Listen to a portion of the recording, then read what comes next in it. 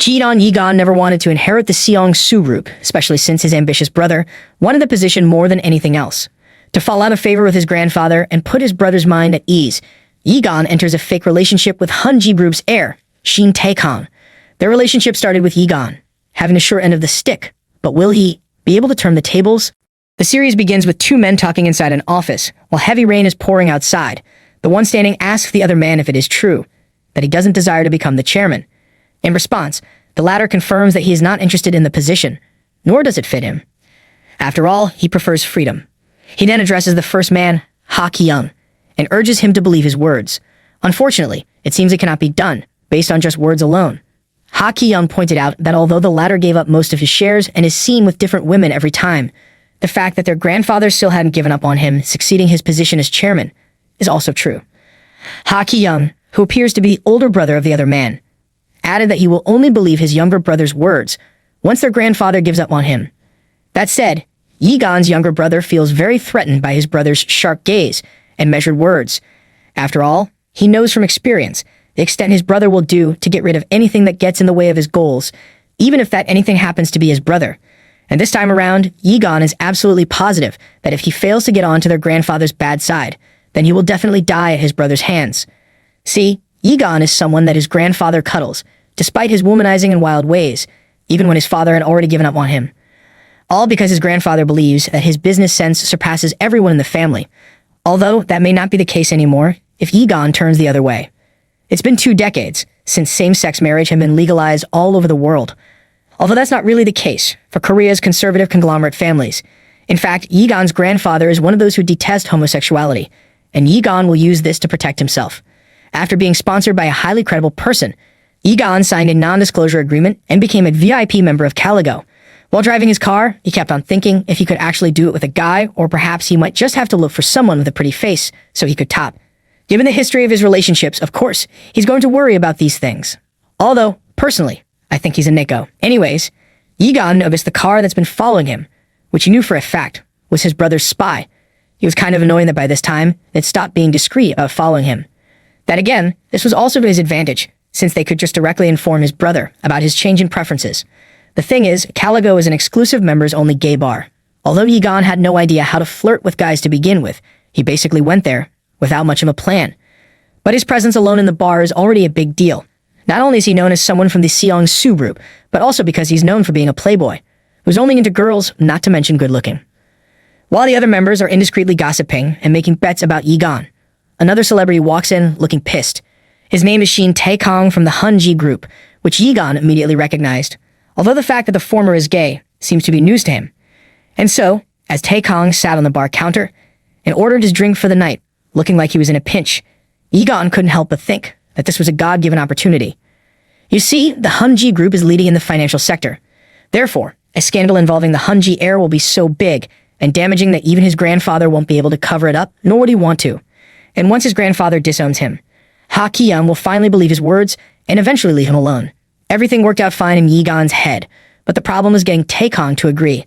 Then again, he's already come this far, so he should just go for it. Yigan stood up from his seat and approached Tae-kang. The latter was just about to take his martini from the bartender when Yigan suddenly put his hand on the glass. Tae-kang was annoyed at this as he looked up, although he was immediately surprised when he saw who it was. More so when Yigan's first words to him were for them to sleep together. Personally, I would have immediately said yes. Tae-kang thought Yigan was just messing with him. After all, the latter is not known to be interested in men, but Yigan insists, saying he's tired of women. This shouldn't really concern Tae-kang since all he's asking is that they sleep together for just one night. Tae-kang immediately knew that Yigan was hiding something. Under normal circumstances, Tae-kang would just brush Yigan off. Unfortunately, the former isn't exactly in the position to do so. See, earlier that day, Tae-kang went to meet his grandfather, who was trying to convince him to get married. But Tae-kang insists that he has no interest in women. Of course, Grandpa Hunji is very upset, especially since Tae-kang needs to get married if he wants to be recognized as the heir. And that's why the older man already arranged a meeting between Tae-kang and the granddaughter of Seob Yeong Group's chairman. As Tae-kang tries to reason with his grandfather, the older man points out that if his grandson does marry a man, the executives will use it to try to bring Tae-kang down. After all, Tae-kang's partner must be someone faultless, someone who can't be shamed in any way. Tae-kang started being snarky, saying that he'd always been perfect anyway. so having a fault should do him good. But this sarcasm only made his grandfather more upset. Then again, the older man also knows how stubborn his grandson can be, and so he compromised, although with conditions. Grandpa Hunji tells Taekong that if he must bring home a man to marry, he should be good-looking and from a family of equal footing, the Hunji group. This is a problem, since the only conglomerate that can rival Hunji is Seong-su, whose heirs are already infamous for being psychopaths and womanizers. Taekong was so sure that his grandfather was messing with him, since there was no way he'd ever find someone who fit the older man's criteria. And yet here, Yigan is approaching him out of the blue and asking him to sleep together. Who was he to refuse? Not long after, the two of them went to a hotel. While Taekong was taking a shower, Yihan paced the room anxiously. He had pulled the trigger, bringing him to where he was now. But then, so what? Yigan had no idea what to do next, sure. He had everything figured out about what was going to happen in the future. But what about the present? Also, his brother will not easily believe his new preferences in his partners, especially if all they did was sleep together once. So, of course, Yigan and Taekong need to meet regularly for the jig to work. Suddenly, Taekong calls out to Yigan, who looks taken aback. Looking up, Yigan sees the now freshly showered Taekong standing before him and asks what he is thinking so deeply about. Instead of answering, Yigan responds by commenting about Taekong's yummalicious abs. No, actually, that was just me. Anyways, Taekong just chuckled before pushing Yigan down. Now that it's just the two of them in the room, Taekong tells Yigan to tell him the real reason why he approached him, since Taekong already knows that Yigan doesn't really want actually to do the nasty with him. In fact, Taekong had already figured out that Yigan needed something, and only Taekong could give it to him. Whatever it is, though, Taekong is willing to participate, but only if Yigan wins him over.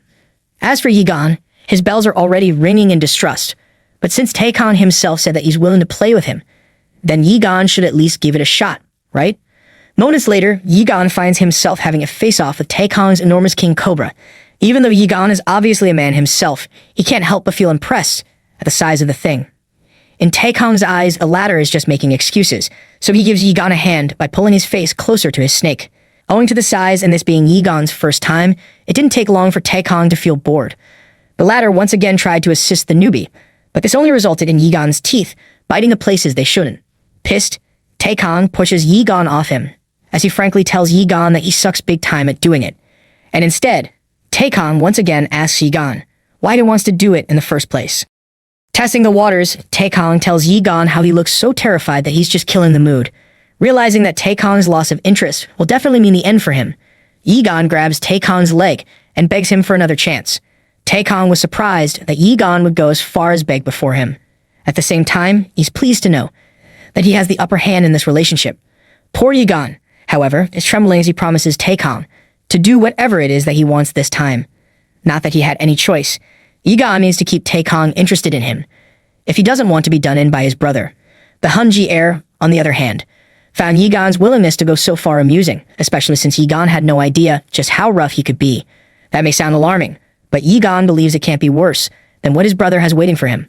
Plus, before going to the hotel with Taekong, Yigan had already thrown his pride away. So, this rough treatment should be expected. Taekong didn't give Yigan any room to back down as he pushed him to the bed. The next morning, Yigan woke up alone in bed. His back hurts. No doubt there. He's also feeling mortified for fainting the previous night. At least he didn't forget. Anyway, Yigan was contemplating what to do next, worried that his fainting halfway through the deed might affect his chances of securing Taekong's cooperation. Meanwhile, in the living area of the hotel room, a fully dressed Taekong looks back on his conversation with Yigan the night before. The latter had agreed to do whatever Taekong wanted, as long as he granted Yigan one favor. Just as Taekong was wondering about the reason behind his desperation, Yigan himself walked in. The latter wastes no time and tries to reach the point Taekong welcomes. In fact, despite Yigan's blunder, Taekong doesn't seem irritated at all. Instead, Taekong tells him to explain the reason behind his desperation. Yigan didn't beat around the bush and immediately admitted that his brother was the reason for everything. Yigan then started explaining his situation, explaining that his brother didn't believe he was not interested in becoming chairman. If he can't prove it, then it's bye-bye for him. Yigan is so sure about the fact, but Taekong mentally dismisses it as the former being delusional. After all, what kind of brother would kill his brother for succession, right? Well, apparently, our ML isn't into ancient drama series. Moving on. Despite his doubts, Taekong humored Yigan's claims. That said, the terrified younger brother added that he needs to get on his grandfather's bad side so he can stay alive. And for that to happen, he needs Taekong to become his boyfriend. Ha Ki-young is getting a report about the events that happened with Yi-gon. However, since the reporter could only confirm until Yi-gon entered the gay bar and not afterwards, Ha Ki-young was not quite pleased. Ha Ki-young tells the man over to his side and suddenly pours the contents of the drink he has to him. "Ah, I have to censor my words, so you guys cursing for me. Yeah?" Anyways, it seems like the man with Ha Ki-young is actually Yi-gon's secretary, whom he planted to be his spy. And as it turns out, he didn't really do it willingly, but only because Ha Ki-young has something on him, or because he's afraid of the crazy man. Either way, Ha Ki-young has a tight hold on him. As Mr. Secretary made excuses about his incompetencies, Ha Ki-young received a message on his phone which reported the details the secretary couldn't provide. Call it a hunch, but Ha Ki-young knows his brother is up to something.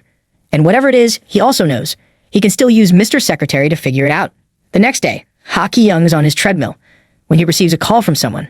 My guess is the secretary reporting in detail about Yi-gon's whereabouts and how he's been with Taekong all this time. Ha Ki-young then instructs to confirm if whatever the other two did is a one-time thing, or if there's something more to it. He also has to hold off the accident that they were cooking for now. Later that day, Ha Ki-young was on the balcony, reflecting on Yi-gon's most recent attempt to prove his disinterest in the chairman position. Ha Ki-young is quite impressed, although he feels like he still can't let his guard down, especially since Taekong is now in the picture.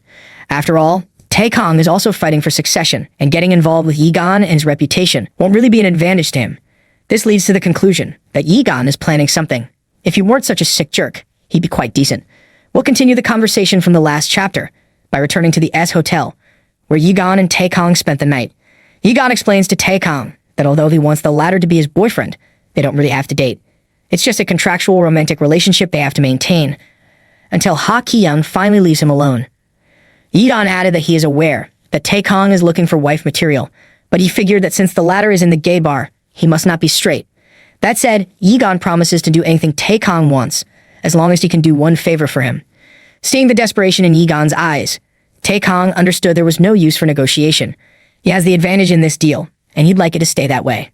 Ha. So much for being someone with good business sense, Mr. Yi-gon. You don't even know the first thing to do when making deals. Anyways, Taekong didn't waste time letting Yi-gon know what he wanted, and asked Yi-gon if anything included preparing his black hole for him. If they saw each other again, Yi-gon blushed. After all, it's a line that he had only ever said to others before. Still, he resigned himself to this fate and said yes. That was all Taekong needed to hear, and just like that, the deal was on the table. Taekong even promised to prepare a proper contract, which they can discuss later tonight at 6. Yi-gon thought that was the end of the conversation, but apparently, it was not.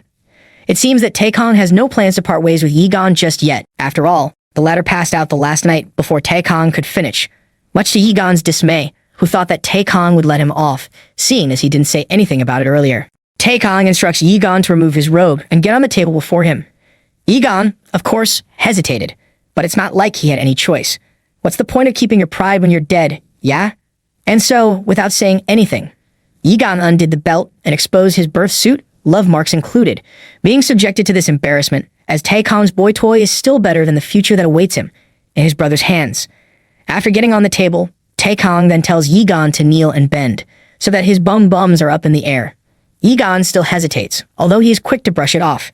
Yi-gon did as he was told and at the same time wished that they were somewhere darker, so he wouldn't be so embarrassed. Suddenly, Taekong pushes Yi-gon's head on the table, playfully scolding him for taking his time. With Taekong now behind him, he tells Yi-gon to spread his legs more, so he can have a better view of his black hole.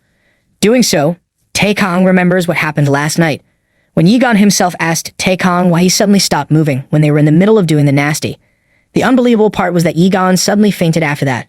However, it wasn't all for naught, since Yi-gon's tear-stained face appealed to Taekong.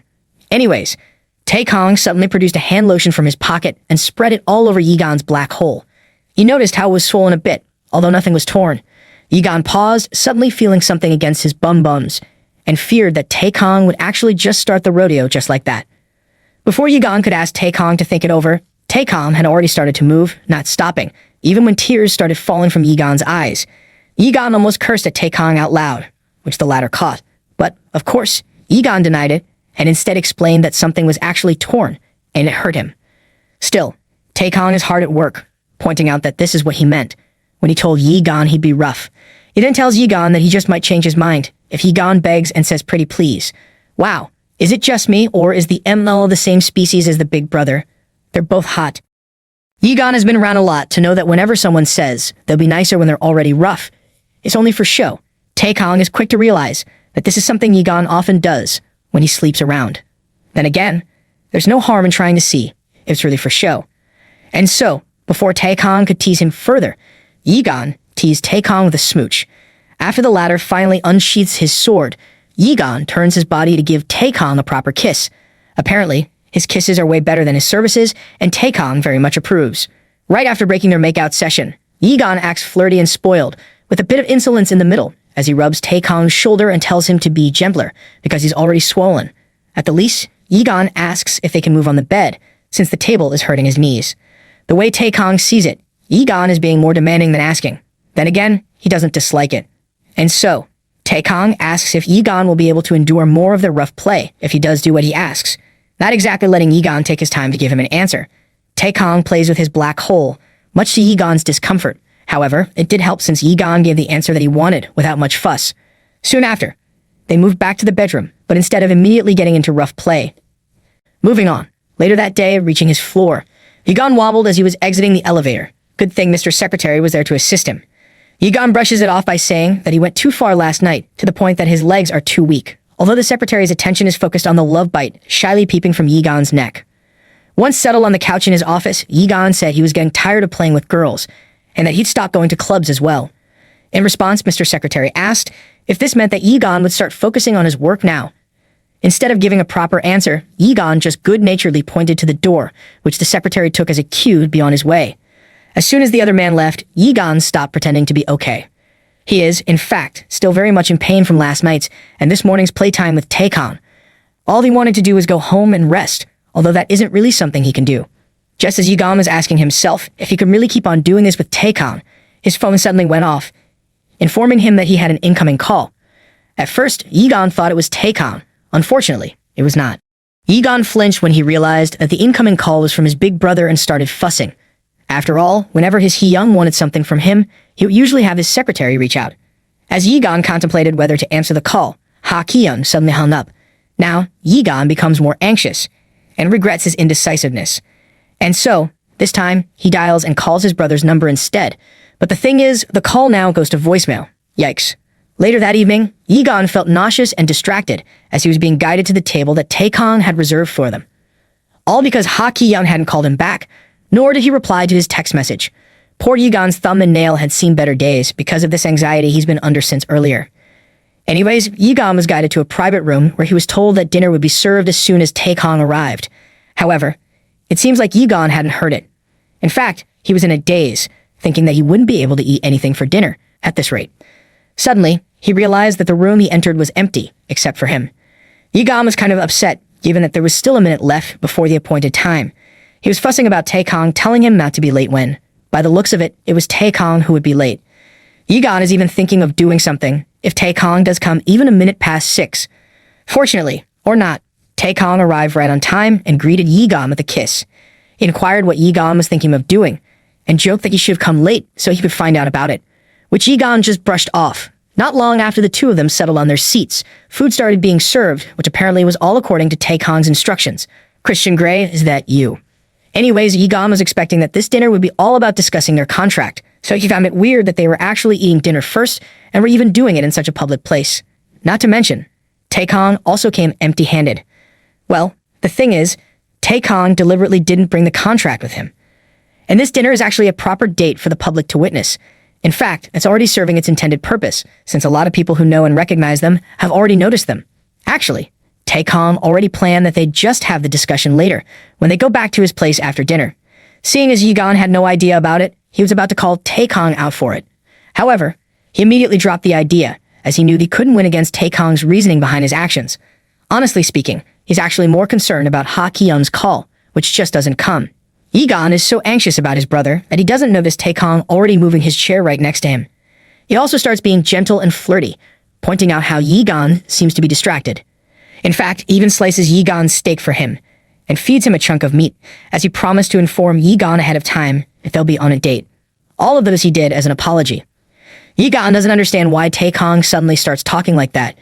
especially since other people only see what they do and do not hear what they talk about. Then again, Egon found Taekong acting dashing, so it's not like he'll fault him for it. Later that evening, the two eventually moved to Taekong's apartment. As soon as they did, they looked over the contract that Taekong had prepared.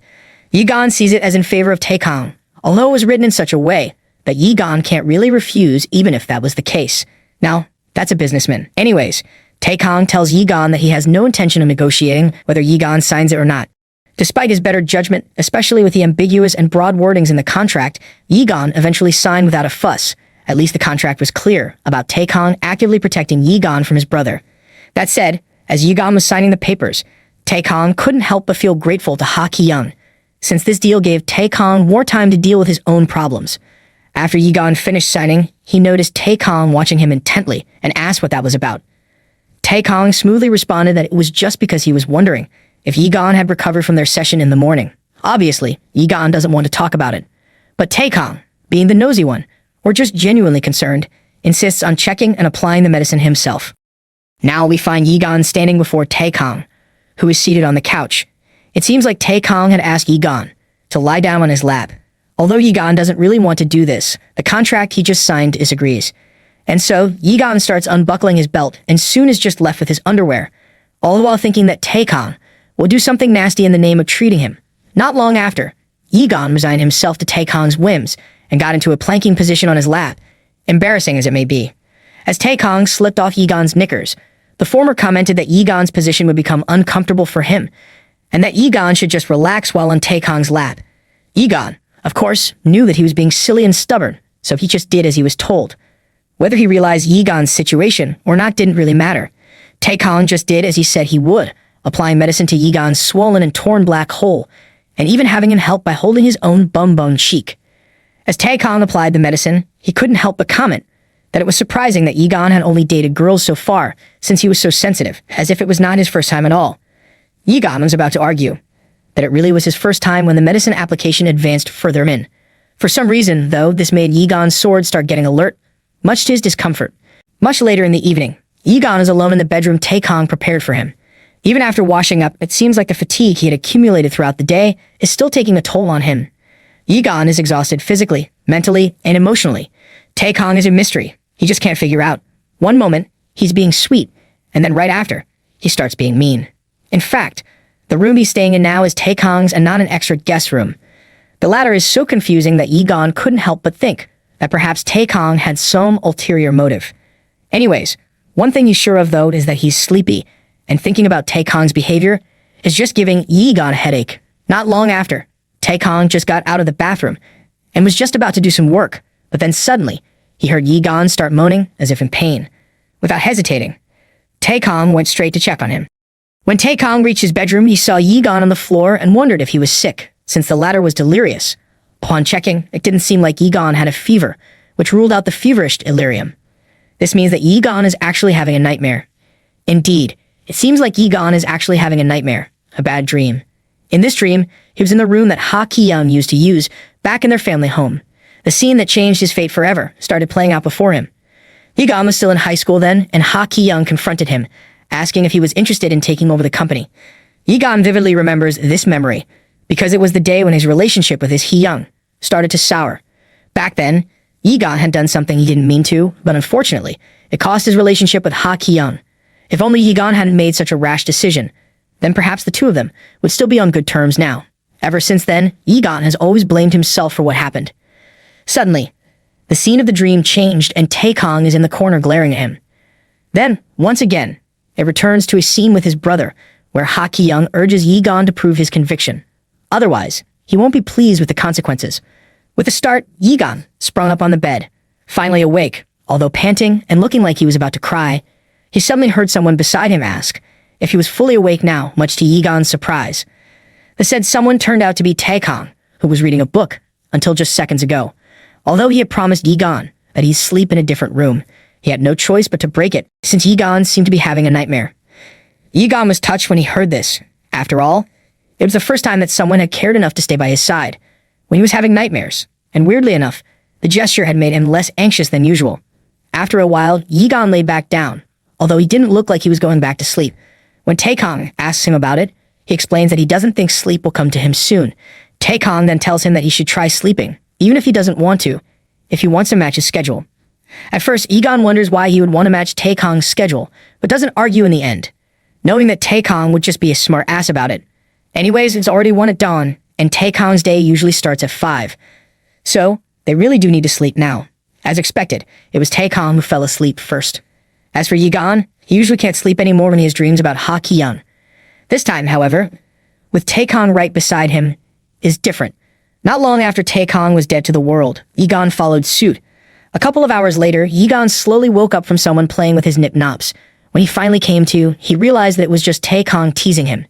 Egon thought that Taekong wanted to get some action, this early in the morning. However, in Taekong's defense, he just wanted to wake Egon up. Well, the unorthodox alarm clock worked.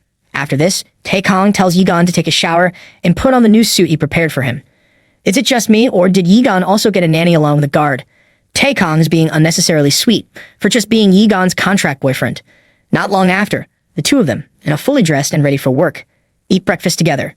Suddenly, Egon asks Taekong if he has been invited to a party recently. To be more specific, the party that Siab Yeon Group hosts every 3 months. After all, it is widely known that Taekong is close to that group. More than close, actually, since Grandpa Hunji had, in fact, planned to marry Taekong to their granddaughter, which doesn't really matter now, since Taekong now has Egon. Anyways, truth be told, Egon doesn't really like going to parties where he can socialize with influential individuals, since Ha Ki-young might get the wrong idea. But this time is different, especially if he goes with Taekong. That said, Egon didn't really have to ask Taekong about taking him as his plus one, as it looks like he's already ahead of him. After all, it's the perfect place to show off how taken Taekong is with Egon.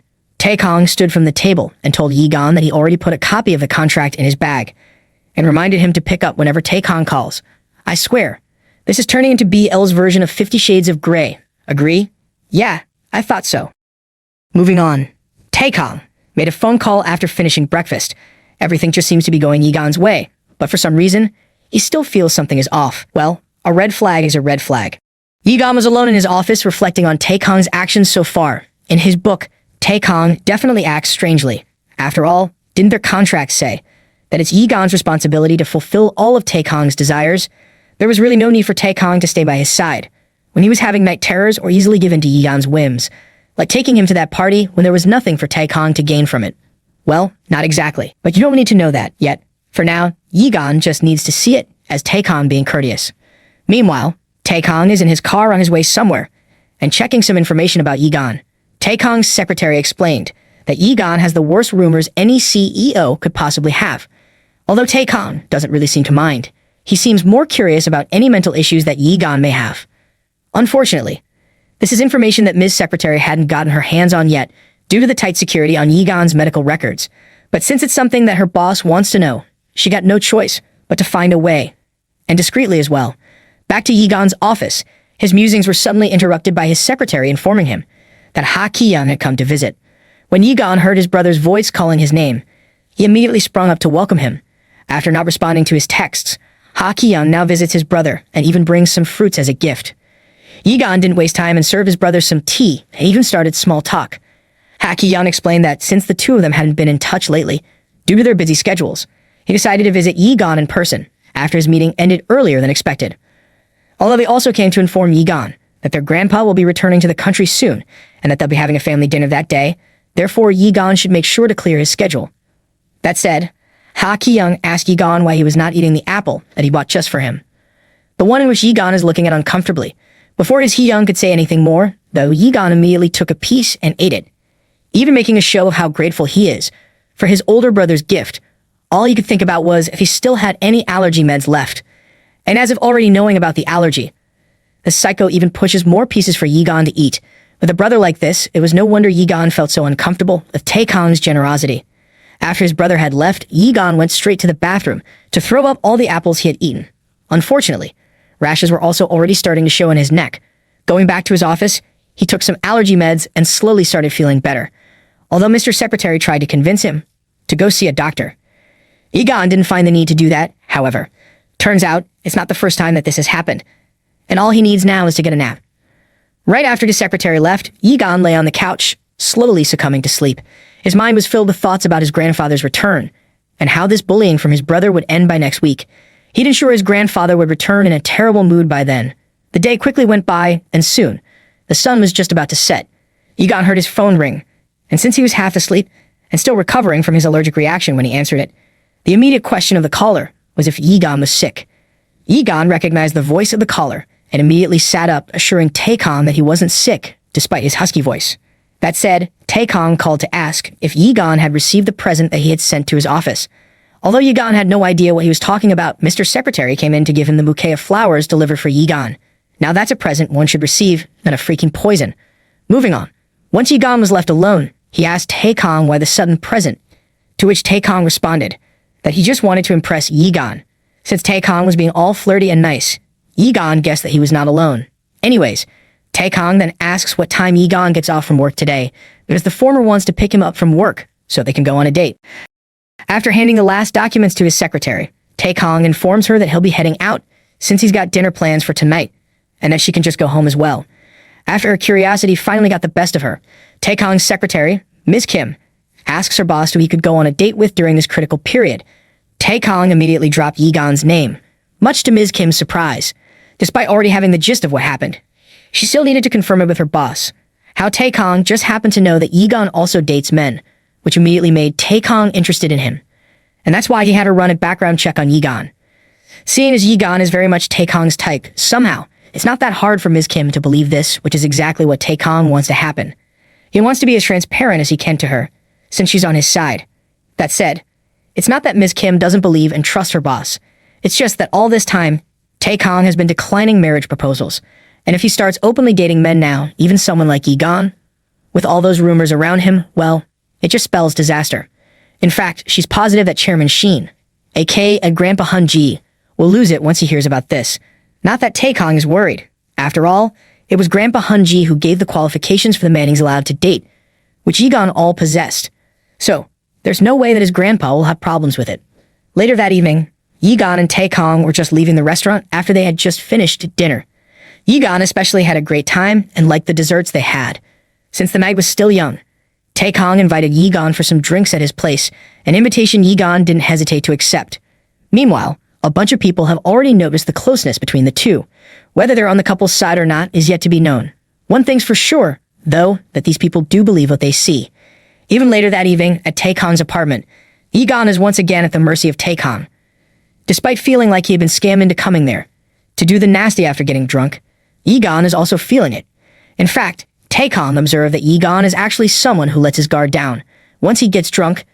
Meanwhile, at Ha Ki-young's private quarters, a guard was by the door blocking the entrance so that even Mr. Spy/Secretary couldn't enter when he came to give his report. After the guard explained that Ha Ki-young had instructed him to block the entrance, Mr. Secretary somehow knew what was up and decided just to wait instead. As for what was happening inside the room, it seemed like Ha Ki-young had just finished beating someone up so hard to the point that they said someone was bleeding all over. The disgusting part is that when Ha Ki-young instructed to pay him double as compensation, the willing victim even thanked him. Like, what the hell, dude?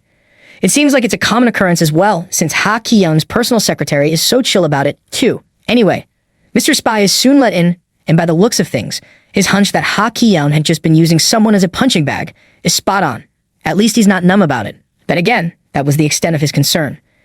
Mr. Spy handed Ha Ki-young some documents detailing Taekong's dating history. It seems that, just like Egon, all of his past relationships have been casual flings merely to fulfill physical needs. However, with Egon, it seems to be different. Not only do his past flings all look like Egon, but Taekong also invites him to his house and even lets him spend the night. Plus, there were also rumors that they had been spotted having a dinner date, not to mention Taekong sending a bouquet to Egon. Just from these alone, one would guess that perhaps Taekong is, in fact, really smitten with Egon. To Ha Ki-young, it seemed like an unbelievable turn of events. Although it all works to his advantage given that if Egon does turn into a gay, then the grandfather will definitely cut him off for good. That way, Ha Ki-young will become Seong-soo-roop's heir by default. Still, for some reason, it doesn't sit right with him. Should we tell him, guys? Yeah. The following day, just 6 days before his grandfather returned to Korea, Egon found himself alone. As he woke up in Taekwon's bed, Egon's back hurts, his head throbs, and he just feels exhausted. He then remembers all those embarrassing words he spouted the night before as he gave in to his drunkenness. He cursed at himself, wishing that he had just blacked out instead. Suddenly, Taekong appears and throws Yigan's phone to him as he tells him to take the call. It seems like Yigan's secretary is having an emergency. Knowing his secretary, the only time that he would call him like this was if it was about the executive board meeting. After checking the time, it seems like that is exactly the reason why he was calling. At 3 in the afternoon, Yigan is definitely already late. Still, he seems chill about it. Meanwhile, Yigan didn't even properly greet his secretary over the phone, when the latter immediately explained that he had already sent a car to Taekong's apartment for him. Yigan asks how he knew that he was at Taekong, obviously thinking that Mr. Secretary was keeping tabs on him, which he is actually, but that Mr. Secretary has the perfect excuse, explaining that he knew because Taekong had answered his phone earlier. Yigan asks Taekong about it, and the latter doesn't deny it. He says that it's because Mr. Secretary had called dozens of times already, and thought that it was something really urgent. Yigan felt uncomfortable, although he didn't really make a fuss. Just accept it. This hot daddy is a big red flag. And that's it. Anyways, the urgency is, in fact, about the board meeting, but Yigan doesn't care. So he tells his secretary that he can't leave right away, since he just woke up. Instead, he instructs them to review the data while waiting for him. Mr. Secretary couldn't even appeal, as Yigan immediately ended the call. Back to Taekong. Yigan caught him staring at him intently, making the latter uncomfortable. When asked about it, Taekong teased that he had thought Yigan had always slept without a shirt on, so that Taekong could enjoy the view. Yigan doesn't get the joke and tells Taekong he's just comfortable sleeping like that. On a different note, he asks Taekong if he doesn't have work. The selfish Mr. Red Flag responded that it was his day off. Yigan is, of course, upset, although once again, he keeps it to himself. As Yigan tries to stand up to take a shower, he suddenly stumbles on his feet and almost falls face first, if it weren't for Taekong catching him just in time. Taekong offers to help Yigan wash up since he's free, and seeing as Taekong will just do whatever he wants, despite what he says, Yigan didn't refuse. And so, Taekong carries Yigan in his arms, bridal style, slowly heading to the bathroom. On their way, Taekong couldn't help but tease Yigan again, reminding him of what happened last night and how Yigan had been so accommodating and honest as they did the nasty, while Taekong carried him in his arms. Yigan attempts to tell Taekong off, but changes his mind soon after, and just asks the latter to talk about something else. This made Taekong realize that even though Yigan was drunk last night, he still remembered everything that happened, since Yigan isn't denying it.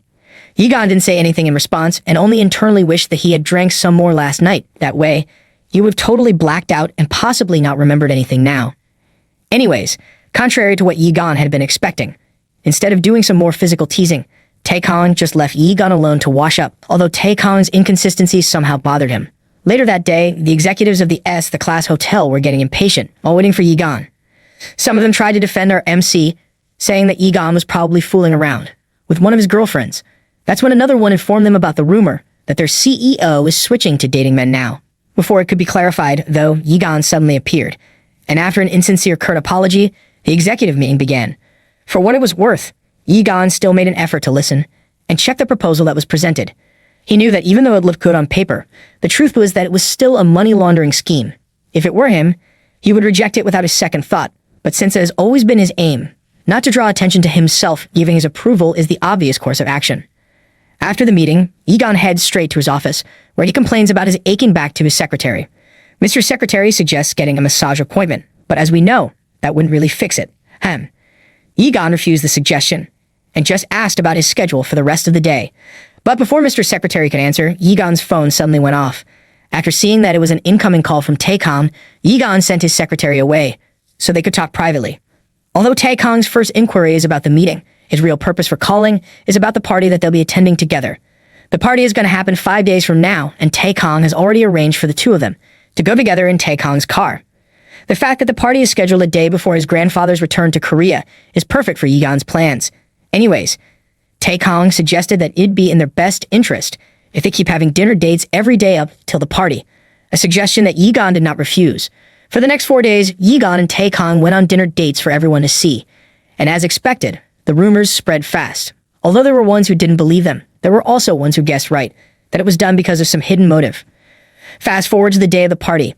As Yigan was finishing his work for the day, Mr. Secretary asked him if he was planning on attending the Siab Young group party tonight. When Yigan admitted that he was, Mr. Secretary immediately asked about the invitation that he hadn't secured. Of course, that's not really a problem, since Taekong had already secured one for him. As expected, this piece of information is going straight to Mr. Spy's real boss.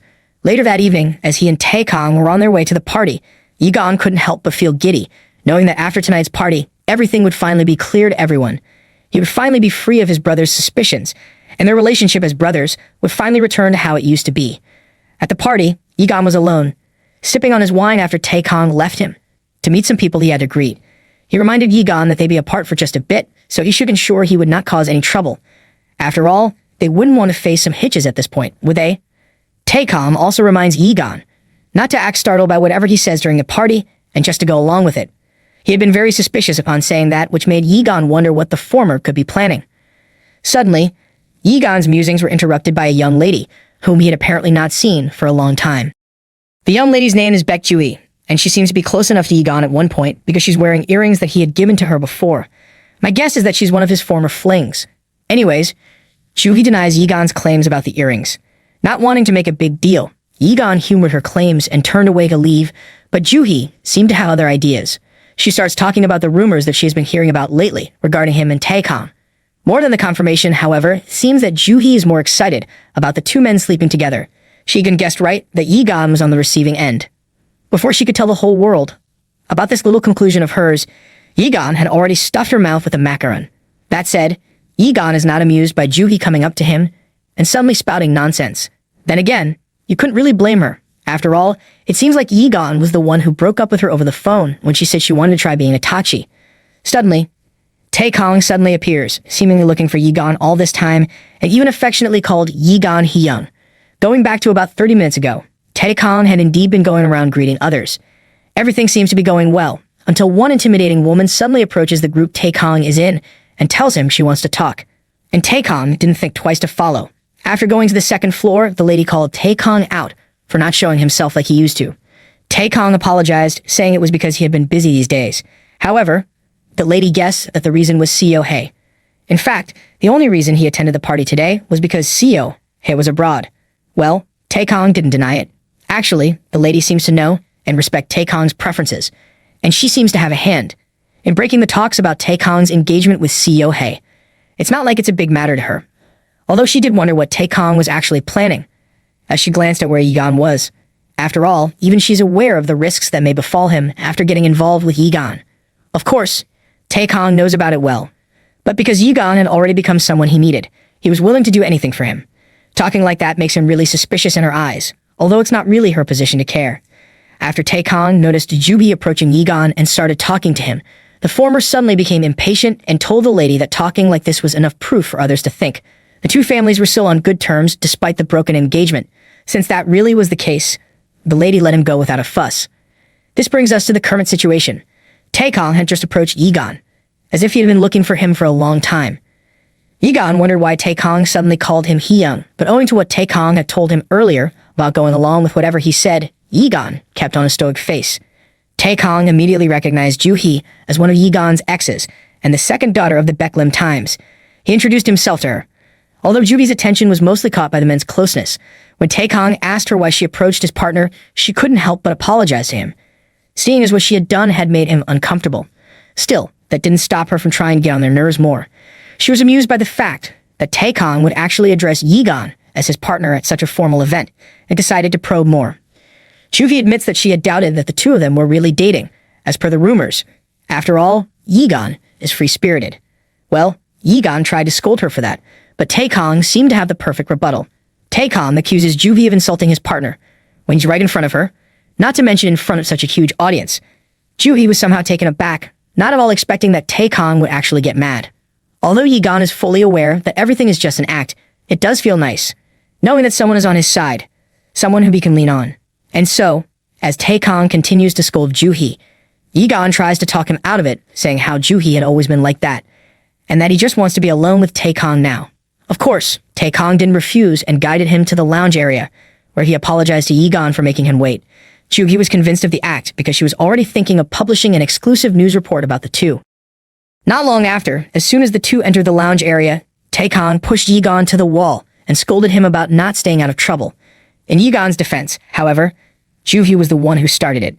Still, Taekong was upset. Well, I say, he's just jealous that Egon's ex approached him. Egon clenched his fists, upset that this condescending and rude Taekong was the usual, and most probably the real Taekong. As if that wasn't enough, Taekong now accuses Egon of being in the mood, after he saw one of his exes, producing a toy from a small box. Taekong is now the one trying to get Yigan in the mood. Taekong tells Yigan how he'll now remind him of his role in their relationship. Yigan started feeling uncomfortable when he saw what Taekong was holding. The latter muttered about how he was actually planning to use it in the car, but now seemed to be a best time for it. Anyways, Taekong instructs Yigan to open his mouth and without another word, feeds him the toy as he tells Yigan to make sure it's wet thoroughly since he'll be putting it inside his black hole.